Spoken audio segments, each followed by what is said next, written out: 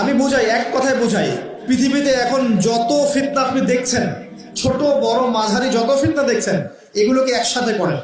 এই যে হত্যা, রাহাজানি, জেনা, ব্যভিচার, চুরি, ডাকাতি, হাবিজাবি যা যা দেখছেন, সবগুলোকে একত্রিত করলেও দাজ্জালের ফিতনা সমান হবে না। এটা দাজ্জালের ফিতনা।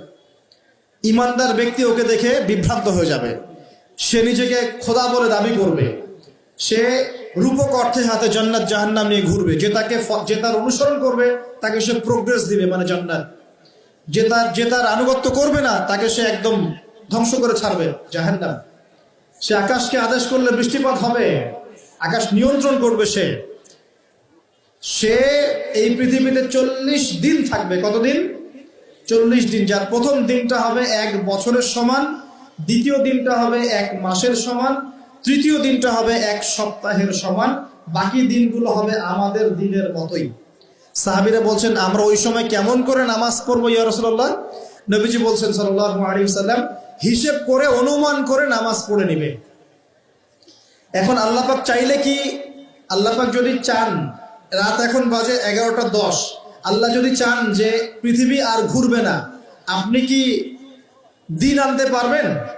আল্লাহ পাক এই রাতটাকে যদি 1 বছর লম্বা করতে চান, পারবেন না? নাকি পারবেন না? এখনকার অল্প বিদ্যা অর্জনকারী মানুষরা বলছে না, পারবে না। কারণ পৃথিবী এবং সৌরজগৎ ঘুরছে, এই ঘূর্ণন কখনো থামবে না, ক্রমশ সম্প্রসারণশীল, এই সিলসিলা চলতেই থাকবে। আসলে কি তাই? এটা তাদের পক্ষে বলা সম্ভব যারা বলে যে আল্লাহ বলতে কেউ নাই, বিগ ব্যাং থেকে পৃথিবী সৃষ্টি হয়েছে। আসলে কি তাই হয়েছে? যদি তাই হয়েও থাকে, সূরা আম্বিয়া থেকে আমি দলিল দিচ্ছি। সূরা আম্বিয়ার মধ্যে আল্লাহ পাক বলেছেন, আওয়ালাম ইয়ারাল্লাযীনা কাফারু আন্নাস সামাওয়াতি ওয়াল আরদা কানাতা রাতকান ফাফাতাকনাহুমা।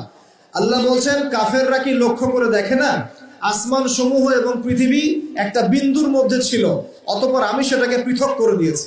এই যে বিগ ব্যাং এর দলিল দেয়া যাবে কোরআন থেকে। যদি আপনি বলেন যে বিগ ব্যাং থেকেই সব সৃষ্টি হয়েছে, আমরা বলবো যে হতে পারে, তবে বিগ ব্যাং এর সৃষ্টিকর্তা হচ্ছেন আল্লাহ রাব্বুল আলামিন। আল্লাহ পাকের আদেশে এটা হয়েছে, আল্লাহকে বাদ দিয়ে নয়।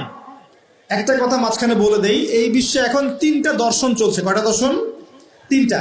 একটা হচ্ছে এলিমিনেশন বা এলিমিনেট করা, মানে বিশ্ব থেকে আল্লাহর কনসেপ্টটাকে এলিমিনেট করা হচ্ছে। দেখবেন সব চাক্ষুষ দেখে বিশ্বাস করতে হবে, গড বলতে কি, আল্লাহ বলতে কেউ নাই, ঈশ্বর বলতে কেউ নাই, there is no god, godless world, এটা সরাচ্ছে। আমি গড বলেছি ওদের ভাষায় বোঝার জন্য, আল্লাহর প্রতিশব্দ কখনো গড হয় না, ঠিক আছে? একটা এলিমিনেশন। একটা হচ্ছে 2 নম্বর হচ্ছে ম্যাটেরিয়ালিজম, মানে বস্তুবাদিতা। মানুষকে খালি বস্তুবাদিতার দিকে ছেড়ে দেওয়া হয়েছে এই যুগে, এই যুগটাতে। আর 3 নম্বর হচ্ছে যে ধর্মকে, রিলিজিয়নকে চ্যালেঞ্জ করা।